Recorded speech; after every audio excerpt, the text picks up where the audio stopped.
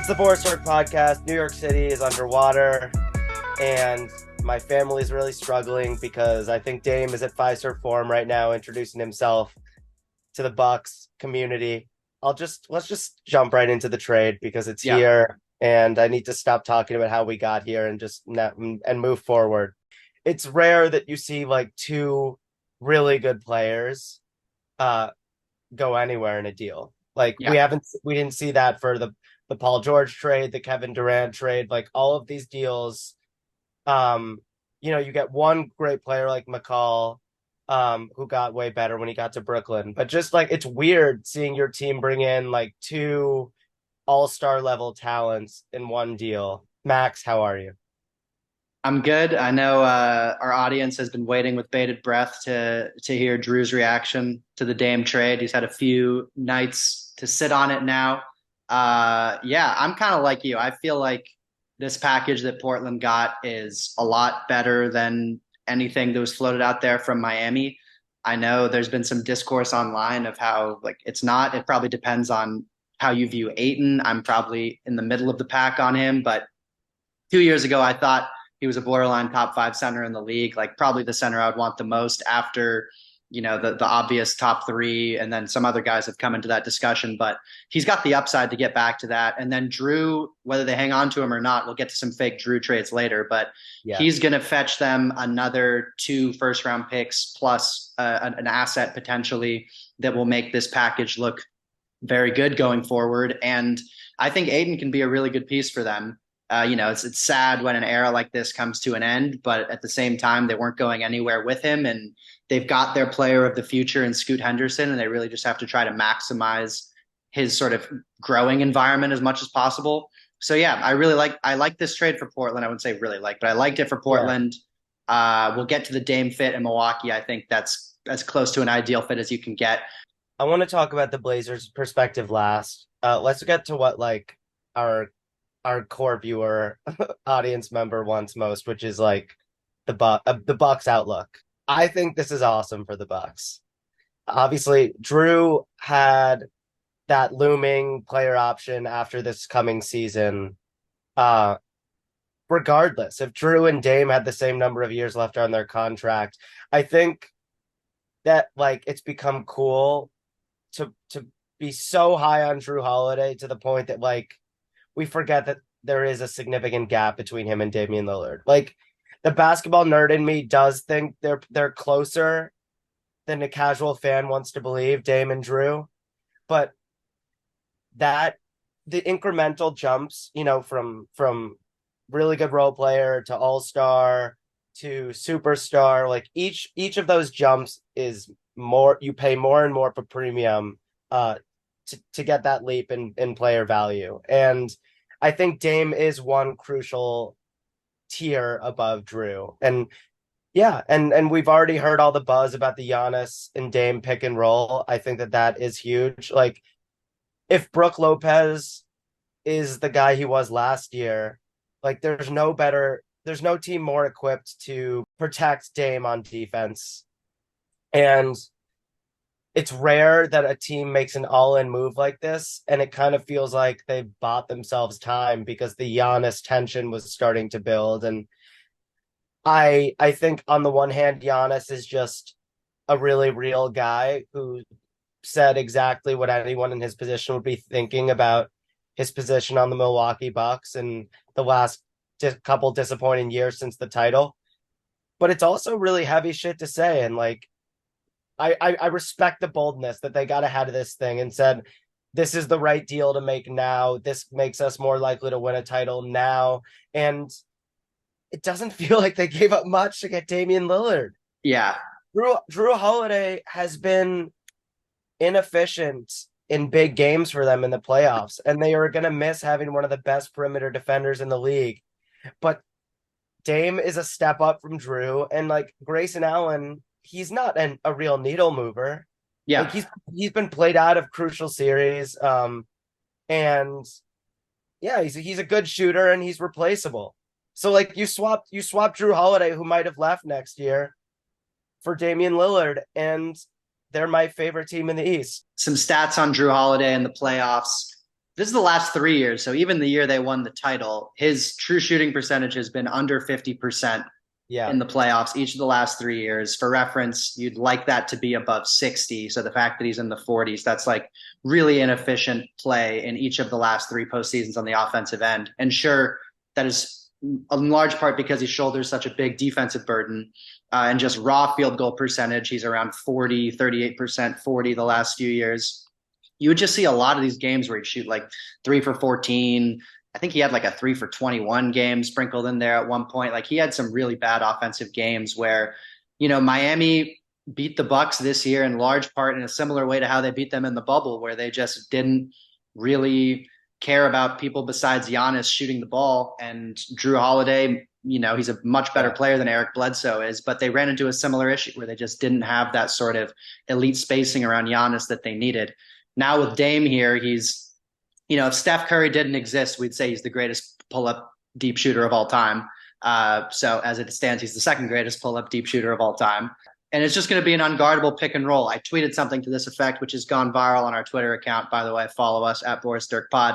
But the Giannis Dame pick and roll is just going to be totally unguardable. Like, you can't guard it with two players, first of all, which is what all NBA teams try to do in a pick and roll, because once you start bringing a third guy in, or even a fourth guy if you need to, because Giannis even rampaging against two guys sometimes and get all the way to the rim, but they're not going to be able to guard it with two. You can't just double Dame because Giannis then can just rampage to the rim on a little pocket pass. You can't blitz Dame. You can't switch it because either of them will toast whoever you switch onto them, whether it's a big on Dame or Giannis against a smaller player. There's just no answer for it. And you are going to have to bring extra defenders into the equation, which is going to give Brook Lopez, especially, sort of check the breeze threes from the corner. It's going to give Chris Middleton a lot of open looks. Middleton, I think, is going to have sort of a resurgent offensive season because he's going to be A, healthier, hopefully, and B, going against the third defensive option on most nights and attacking scrambling defenses where they've committed 3 or even 4 players to paying attention to that Giannis Dame pick and roll. I think it's going to be similar to the Jokic Murray 2-man game, where it's just, if they can figure out the passing around it and how to punish the scrambling defense, I really don't see how you can stop it. And Dame, the issue with him for many years in Portland was teams would just double him off of pick and rolls, and there was no one on the team who could really make that sort of advantage play work for Portland in the way that like Draymond does for Golden State. And then the issue for Giannis, as I said earlier, is just they would send 3 guys to sort of try to stop him from getting to the rim, and he would either, barrel into them or kick to shooters who wouldn't make the defense pay enough. So I think offensively they're going to be dynamite. It is no doubt a downgrade on defense, but I think if you're going to have weak perimeter defense, the 2 guys or the sort of front line that you'd want to clean up that mess is Giannis and Brook Lopez protecting the rim. So I don't see a world where the offense doesn't work. I think this is going to be a top 5 offense. The defense could be challenging, but I think, they go from the best defense in the league to, a back of the top 10 defense. I don't think they're going to slip all the way to like average or below average. The Bucks have been itching for a couple of years now since the title to maximize Giannis as the role man. And they've found pockets of brilliance with him and Middleton, their 2-man game. They've been making it work. There hasn't been like a truly ideal pairing for him. And what we saw during their title run is that like Giannis, the role man, is the most dangerous Giannis. When he's catching the ball on the move with angles to the rim, like he's truly unguardable.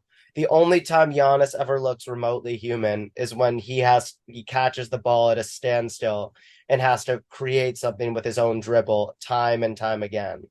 And like Dame is just a natural at like attracting enough attention and putting enough stress on the defense to get his teammates ball, like a good ball on the move. And so I feel like we're just going to see a ton of Giannis downhill action this year. I think Dame's weaknesses are Giannis's strengths, and Giannis's weaknesses are Dame's strengths. For years now, Dame has been needing just a little bit more from Yusuf Nurkic. And so Dame has needed this presence of verticality. He hasn't had a true lob threat I think we like Dame is a better passer than he even gets credit for. He's just had to do a lot of me first scoring on a much less talented team. So yeah, I'm excited because I feel like for Jrue's IQ as a defender, there have been a lot of offensive moments for Jrue in the playoffs the last couple of years where I've gotten annoyed with him. I've been like, why are Yeah. you taking that? Why are you taking that shot? That should be Chris's shot at the very least, but probably the ball should be in Giannis's hands.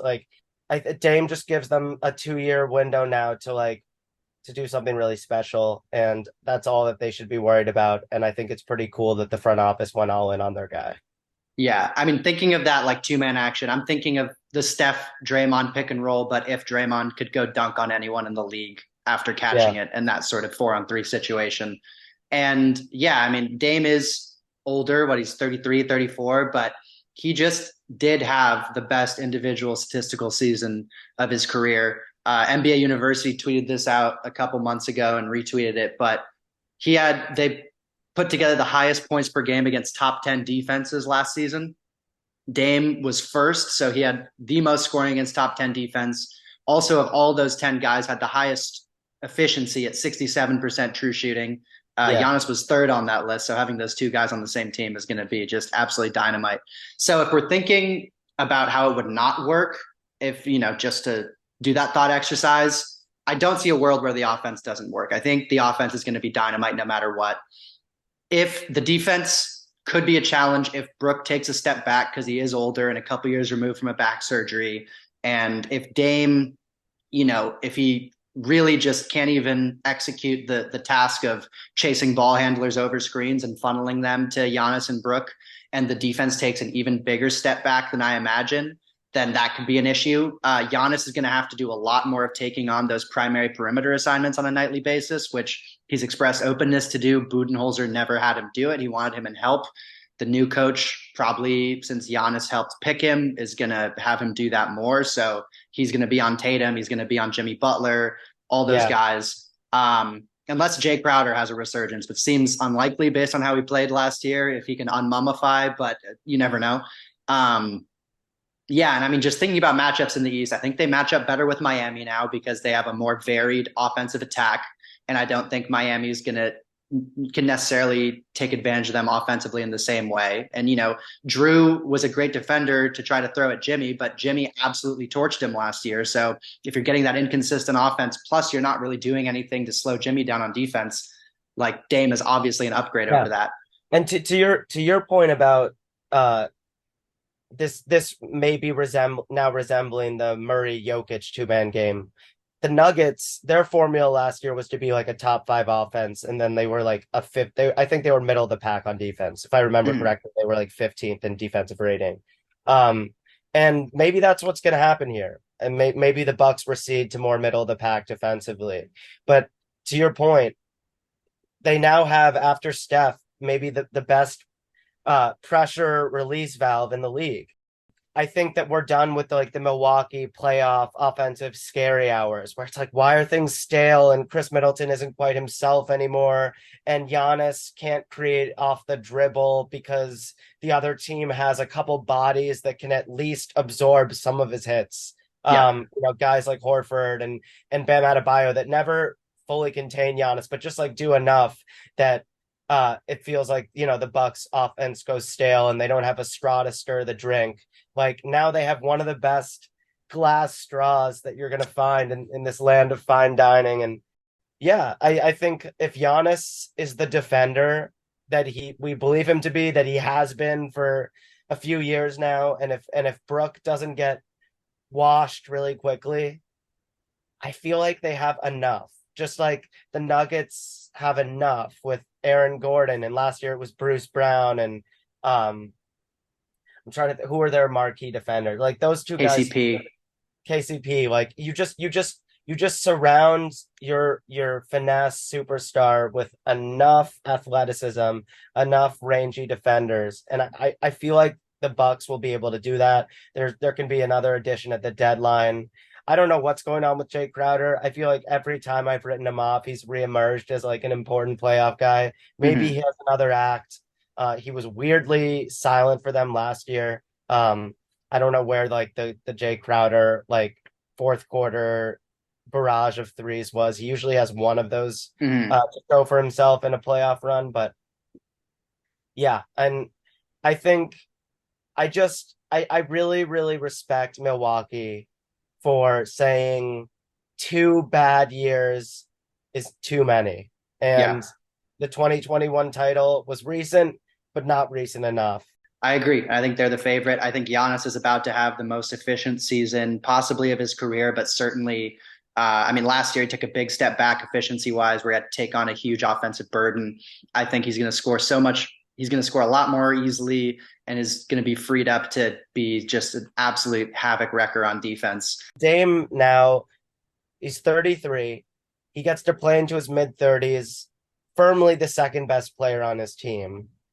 He even has the freedom if age hits him really hard, which I don't expect him to. Like I based on what we've seen from Steph, like I think Dame's going to be elite for a couple more years, but he could be the third best player on this team and they could still be the best team in the league. Forget the East. Yeah. No one's scared of the Celtics. The Celtics will always, it seems like for the next decade, the Celtics will be one of the most talented teams in the league, but like emotionally, who the hell is scared of them? Everyone, the Knicks think that they're beating the Celtics in a 7 game series, and I don't blame them. We've seen the Celtics have been humbled on national TV now Mhm. too many times. You know, the Heat were a crazy outcome last year, and like I trust the Heat DNA against anyone in a series, but like I'm not predicting the Heat to get out of the East. Like they have a lot to show us again. Joel Embiid has a lot of answers, a lot of questions to answer for us. It's really we're gonna get into player rankings soon, but like after like these top three European superstars, I don't even know how to rank guys anymore. Like Yeah. it feels like we went from having 15 top seven players to like four top seven players. But Yeah. yeah, the league is in a fun, wild, wild spot right now. Yeah, Boston's the wild card, just depending on how, this Jrue situation shakes out, which we'll get to, although I don't necessarily think they'll trade for him. But the Jrue situation, whatever they do with Brogdon, I do think, Milwaukee still is probably going to struggle to match up with their wings, but they're going to struggle to match up with Giannis and Dame. And when it gets into clutch situations, I'm going to trust Dame over the two J's just because I've seen it more with Dame. We both love it for Milwaukee. Let's get to, I mean, if you want to touch on Phoenix real quick, we can. I don't really know what they're Yeah, doing. I mean, what the fuck is Phoenix doing? I don't get it. Were they watching Yusuf Nurkic the last couple of years? Like that was the part of the trade that made no sense to me because obviously the news breaks. I see the Woj bomb. I'm just thinking about the Blazers angle, and then like after like an hour, I'm like, oh yeah, there's a third team in this. There's a reason we were able to get that DeAndre Ayton guy, Yeah. and I don't understand it.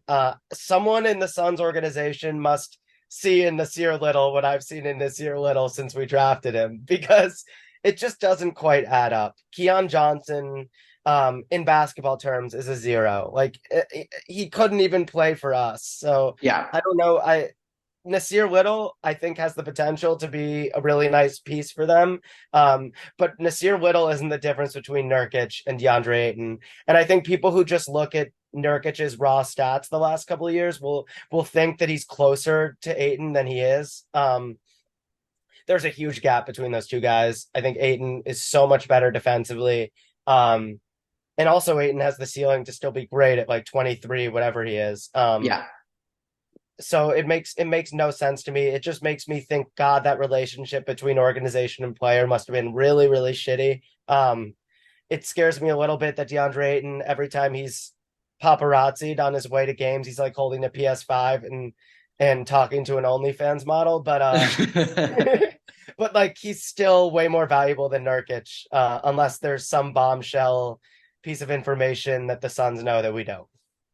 Yeah, it's kind of funny because it seemed like Phoenix fans were ecstatic to get off of Ayton, and Portland fans and most of the NBA community was just like, "Have you seen Yusuf Nurkic play recently?" And also, he just doesn't play; like he barely makes it through seasons. So the idea that you're going to rely on him to be your starting five man and make it through the regular season and then through a playoffs where you're probably going to have to go through Nikola Jokic and that two-man game with Jamal Murray. Don't understand it at all. They got Grayson Allen, who we've repeatedly seen playing off the Yeah, floor yeah. and just sort of struggle to match up against bigger wings. So that team's still going to be really good with Beal, Booker, and Durant, but I think both you and I are a little lower on them compared to consensus. And that it's a strange team, and they certainly didn't address their needs in terms of rim defense and things like that with adding Yusuf Nurkic and these other players. So yeah, but I think let's get to the Portland return.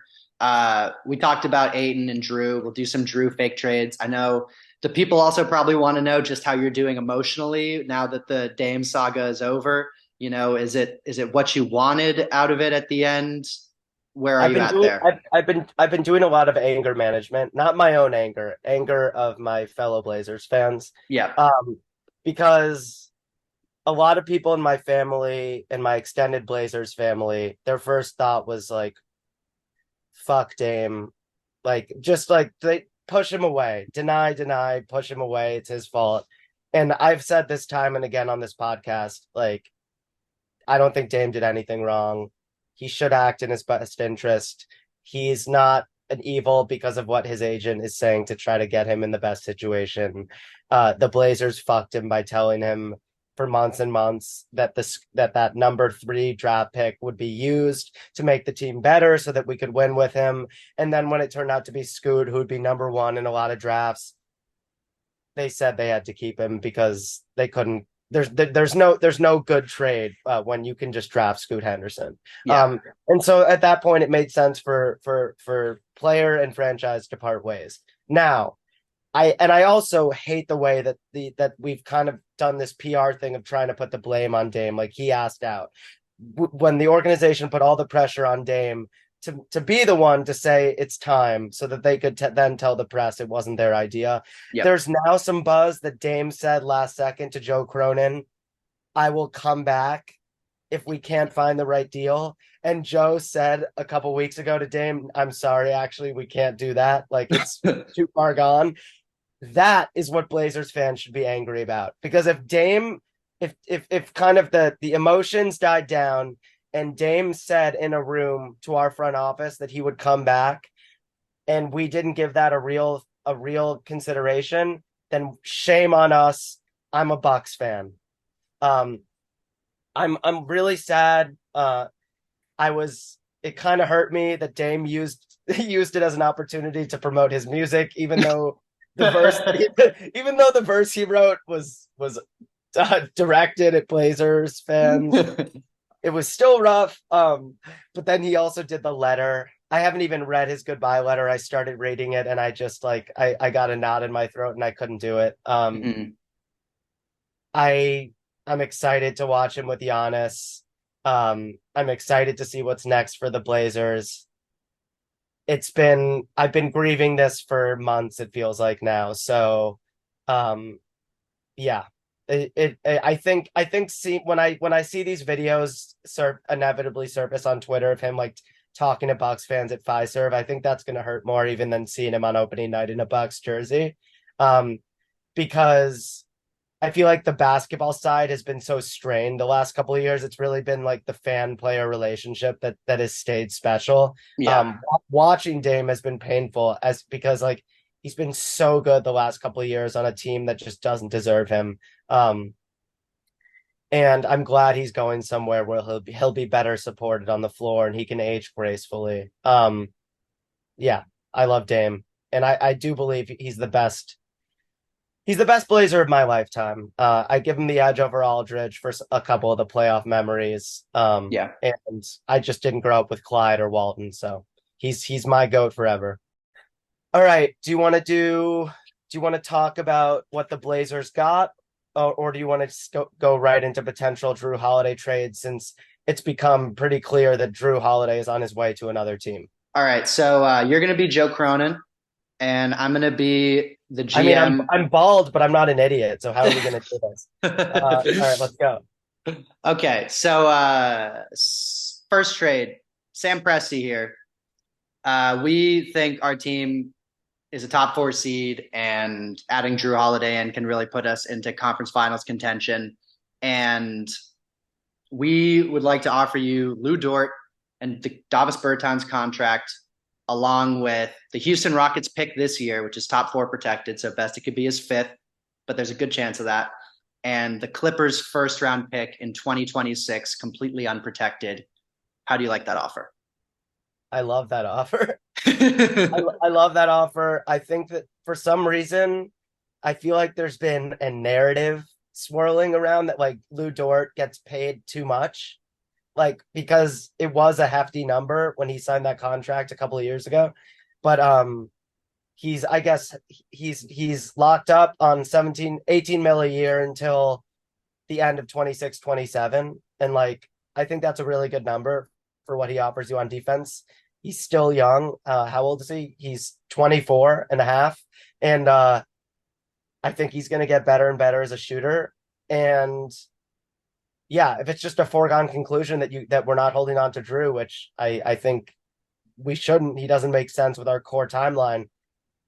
Lou Dort is one of the first guys on my list, and the unprotected pick is juicy. I like it a lot. All right. If is RJ Barrett going to be involved in this in one of Leon, the trades? Leon's on hold. Yeah. Well, my point is this. I would do that. If that were the only offer, I would take it. Maybe you're about to drop something on me that I like a little more. So would you prefer the Rockets pick this year and the Clippers 2026 first, or Case and Wallace? Case and Wallace. All right, I well, think that's another offer is Case and Wallace, Lou Dort, and Bertans. yeah, I would much rather have Case and Wallace because I just don't know anything yet about one next year's draft, and I'm just I'm a big Kaysen guy, and I really like the Scoot Kaysen fit. I like dropping Kaysen in our flashy offense first core of Shaden and Scoot. I think like putting a defense first guy who doesn't need to dribble is exactly what we need. Yeah, Scoot and Kaysen could build an elite young player culture. All right. You mentioned Leon. He's on hold. Hey, Joe, we'd love to bring Jrue to the Knicks. I've got Tom here waiting as well. He's salivating over the idea of Jrue Holiday in his defense, and we're willing to offer you R.J. Barrett, the ghost of Evan Fournier, and the Bucks first round pick in 2025. How do you feel about RJ Barrett's defense? He's passable, but is this okay? I'm out of Leon character now. He's passable, but Yeah, if you're tasking him with throwing him at the best perimeter option on the other team, you're going to be disappointed. Like he's someone yeah. who can fit into the team scheme, and he's big enough, strong enough that he's not going to be taken advantage of, but he's by no means a stopper. I think I would rather have Dort and Kaysen. But I'd also accept the RJ. Like if that offer were my only offer, I'd put it below the Thunder offer. Um, but yeah, I'd love to find out who post World Cup RJ is. He showed a lot of stuff. I I think he was still up and down. Like he had the counting stats. It's still good old RJ. He'll go, 2 for 13, and then the next game he can't miss, and he's getting to the line and playing good on ball defense. I think I like the sure thing effort of Kaysen and Dort, but Yeah. the Blazers could unlock some things in RJ that he just hasn't had the space to do in New York. So Speaking as a Knicks fan, if you can get some assurance that Jrue's going to re-sign beyond this player option, I think you do that deal because you're not giving up any of your own first round picks. So you have all of that as ammo to make in another star trade, whether it's, the rumored Embiid one. Mitchell would be off the table if you already have Brunson and Jrue, but Embiid or whoever comes available. If you've got Jrue's a perfect backcourt complement to Jalen Brunson. And, if you're giving up RJ and, a Bucks first without giving up any of your own picks, I think you're setting yourself up to really build a contender around Brunson, Jrue, and then trading for that next piece to sort of really make that, star trio. Randall's there too. The Randall Jrue offensive experience might actually be a little uncomfortable, but I just think he'd fit perfectly in New York. But it's unclear whether the Knicks are going to, how much they're going to put forward. And it's also unclear how much the Blazers front office values RJ. Because if they don't value RJ that much, they might ask for a pick or two of the Knicks. In that case, I wouldn't do it. But if you're giving up RJ and the Bucks first, I would 100% do it. yeah, I mean, I'm not sure that the Knicks should do it without a pick, just because there's been so much so much franchise infrastructure has been devoted to RJ Barrett's growth, and like I think he loves to be a Knick, and I think that he's gotten incrementally better. And I'm not sure if I were you guys that I'd want to do that. I agree with you that the Brunson Jrue thing sounds awesome. It's just Jrue is 34 and RJ is what, 23? Yeah, something like that. And still getting better. So I think it's a little early for the Knicks to do that, but I mean, again, the East feels wide open. It's really only the Bucks I'd say are certainly better than you if you get Jrue Holiday. If you Yeah. swap RJ for Jrue. All right. Hey Joe, Mike Dunleavy on the phone here. Replaced Bob Myers with Golden State, if you hadn't heard. And we just traded for Chris Paul, and we really love him, but we love Jrue more, and we think he fits better with our system. So we're willing to offer you Chris Paul, Jonathan Kuminga, and our first round picks in 2025 and 2027. Let's put top 5 protection on that 2027 pick because who knows what's happening then.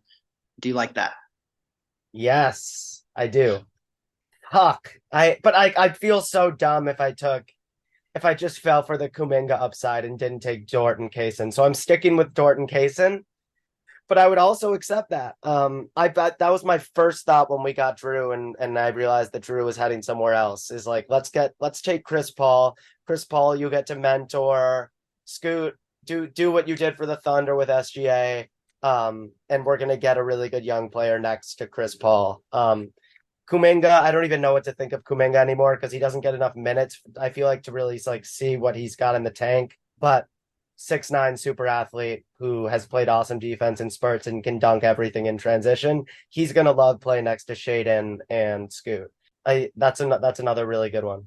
All right, I'm on fire with these. I haven't missed on one yet. So coming up next, hey Joe, it's Pat Riley. I know I hate you, but we do love Jrue. So what do you say? Lowry, Jovic, Caleb Martin, and two top five. I hung up. I hung up.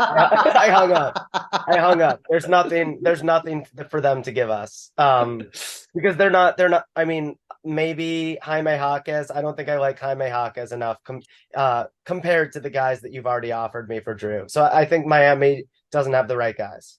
Yeah. All right. No hard feelings though.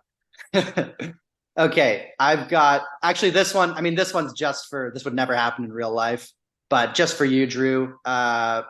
Jeff Weltman on the line from Orlando. Oh my God. We're Yes, I do. Jalen Suggs, Gary Harris, Jonathan Isaac, some filler, and that's it. Maybe a first next year. That's where like I can't be an NBA GM because I'm making Jalen Suggs a Blazer, and the fan base is burning pictures of me in the town square. But yes, okay. To go back to the Knicks real quick because you mentioned Jrue as a Knick. What about Ayton as a Knick? Because I I was just talking to a Knicks fan a couple days ago who is way too optimistic about rehabilitating Julius Randle's image. I think if I were the Knicks and I wanted to be good this year, like I'd be trying to get off Julius Randle because I think in the most important moments he tends to wilt, and that emotional inconsistency is just it takes a toll on a locker room, and you pay him a lot of money, and so send his big contract somewhere where the salary cap is less of a concern. Would you do some sort of Randall for Ayton concoction where basically you're attaching a couple picks and maybe a couple Deuce McBride type guys? We'd be attaching picks. Yeah, you're getting a way better player. Well, spoiler alert, neither are in my top 60, which is coming up. I don't think I would do it with picks, but I don't know. By the way, you want to talk about Holiday Brunson mix? I think a Brunson Ayton mix makes a lot of sense too. Maybe it's a lot of 10 footers. Yeah, that's true. I don't know. I worry First of all, It's okay though, because like Brunson is your whole post game, and Ayton can be your two guard. yeah, we shout out NBA University earlier. They posted another thing which was like most shots in the like 6 to 10 foot range, and Ayton Yeah. was way up there. And I was like, that he for someone as athletic as him, there's no way he should be shooting that many of those. Yeah, and all the other guys on that list take way more shots than him too. So it's like, holy shit. It's like everything he takes is in that no man's land.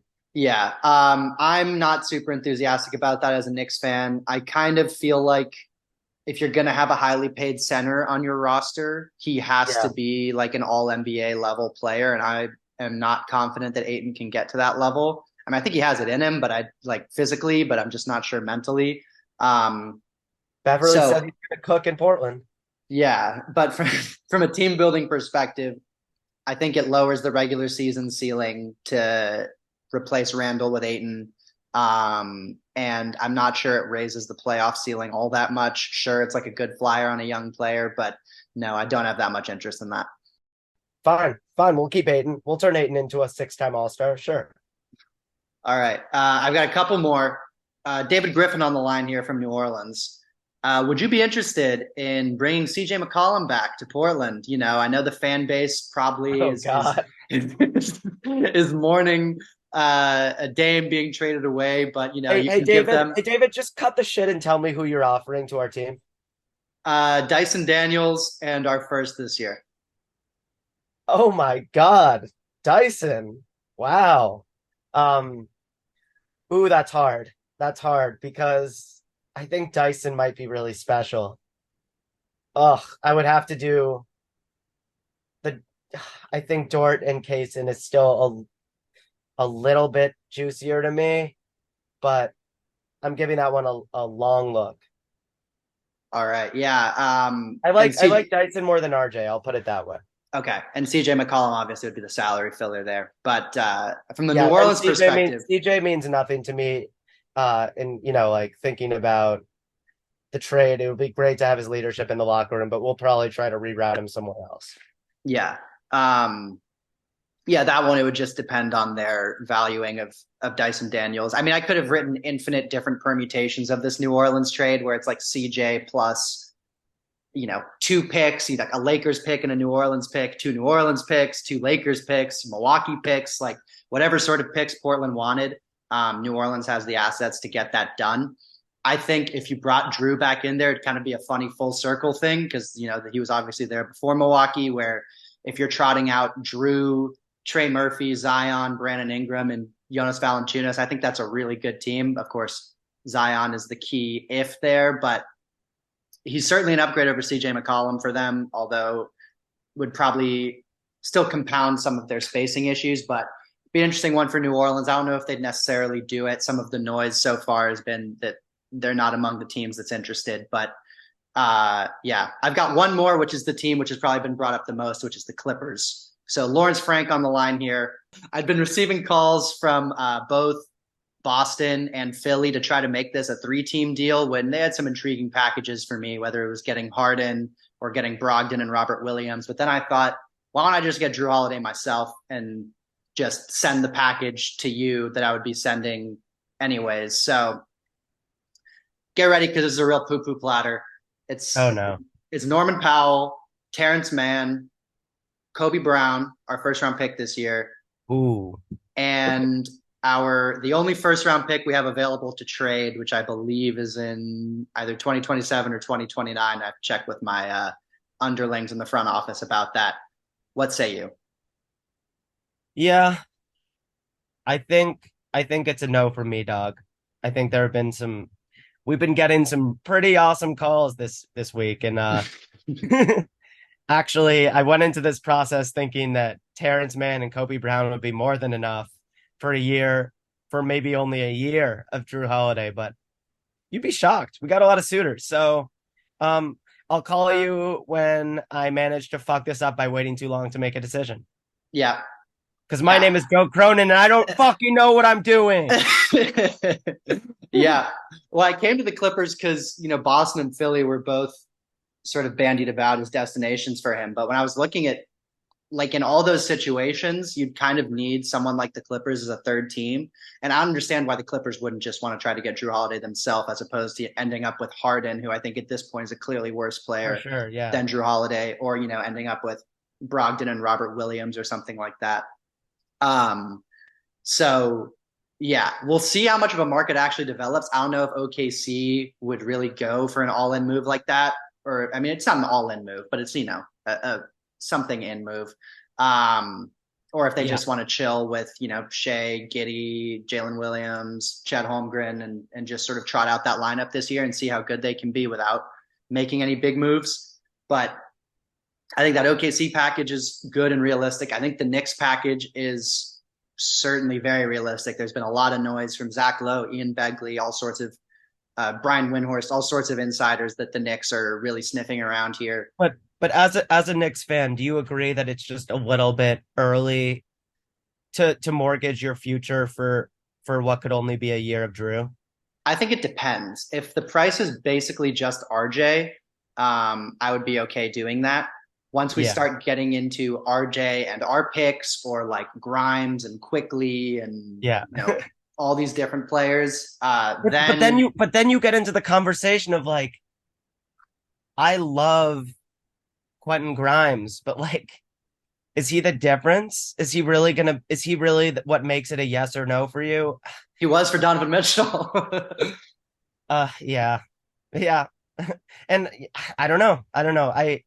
It's been a while since I watched Quentin Grimes, so I forget I forget exactly where I'm at with him. But yeah, he's a good piece. I think he's better than any of these like faux 3-and-D guys the Suns have filled their roster with. So Oh, certainly. that's saying something. Okay, that's all your offers. You really killed it with the phone calls. Those are all my offers. I just want to talk now briefly about the Blazers, because all the talk has been that Jrue Holiday is on his way somewhere else. But uh, I've been thinking a lot about DeAndre Ayton. He's kind of the most interesting piece of this trade to me because I don't think anyone really knows how to feel about him at this juncture. I think we should keep him, even though I've been looking at a lot of fake trades. I think we should keep Ayton because I believe his trade value will be greater mid-season or after this season than it is today. Because now, as a Blazer, he has an opportunity to average 20 and 10 and showcase all of the traits that got him pick number one. Yeah, he's entering the Jordan Poole vortex of like Exactly. guy moves from contender to rebuilding team, and his stats are going to Yeah. go like off the page. Yeah. So, now he gets to have his like magic Vucevic period where we might start to think he's better than he is. I hope that he defends. I hope he doesn't just feel like his whole role now is to get like 25 and 9 and then his defense takes a back seat on his list of priorities. But yeah, I think that even though I'm worried about Ayton because the whole rap with him is that he's uber talented, but maybe doesn't quite care enough about winning, and maybe cares more about OnlyFans models and video games than becoming the best big man in the NBA. That scares the shit out of me. But I think, yeah, I just think now he has the room to get counting stats that will make him a really good trade asset in time. I don't know what he fetches us right now, but I believe that he's going to look a lot better in a year. And I'm excited, but I think it's just like there isn't anyone right now in the NBA community who knows exactly where DeAndre Ayton falls on their list of like top 50 guys. You said he's not in your 60, right? He's not in my 60 now. Was he in it last year? I believe he was. Yes, I think I had him in between 40 and 50 in that kind of like elite role players tier. Um, this year I did my center rankings, and he came in about 14 on my big rankings, not centers but bigs. Yeah. Behind guys like Towns, certainly behind guys like Miles Turner and Brooke Lopez, who I had in my top 60 this year. Behind guys like Towns, Randall, which I know you probably don't agree on, Evan Mobley, but ahead of Rudy Gobert and Robert Williams, which, maybe we'll see. They're kind of I think in a similar tiers. There's a lot of good bigs in the league right now, but Is he the most valuable trade asset that we've gotten? In other words, is he a more valuable trade asset than Jrue because he has 3 years left on his contract at 30, 32, 35, and Jrue has a player option next year? if I was a GM, I would trade more for Jrue Holiday than I would for DeAndre Ayton. And I think that's probably, like they said, the starting price for Jrue Holiday is 2 first round picks, and I think they have a good chance of getting that. I wouldn't Yeah. necessarily think they have a good chance of getting 2 first round picks for Ayton. Jesus Christ. All right. But that's just where his Well, value is right now. His value might go up because him this and has been the Boris Gerd podcast, and no. I think I agree with you that that's the league wide perception. I'm not sure that I hold that opinion. I think like it's just the upside with Ayton is interesting. I think that for every team that's trying to win now, I agree with you. But I think um for upstart teams, for teams like more in the middle, like your like Pacers, your I mean, even maybe even the Knicks who like are trying to build something sustainable. Like Ayton has 3 years left and isn't with the cap going up, he's not an outrageous contract. It's going to be 35 in 3 years. And it seems like his relationship with the Suns had really soured and we might be seeing a new man. If and I was saying people can change. Don't underestimate the neuroplasticity of a 23-year-old who hasn't had the room to showcase his very rare talent. So Yeah, I don't know. I'm a little surprised that 3 years of Ayton has still ended up seeming like a lesser trade asset than 1 year, potentially 1 year of Jrue Holiday. I'll leave it at yeah. that. Yeah, and I guess most teams trading for Jrue Holiday, except maybe would probably do it, would need the assurance that he'd resign there before doing the trade.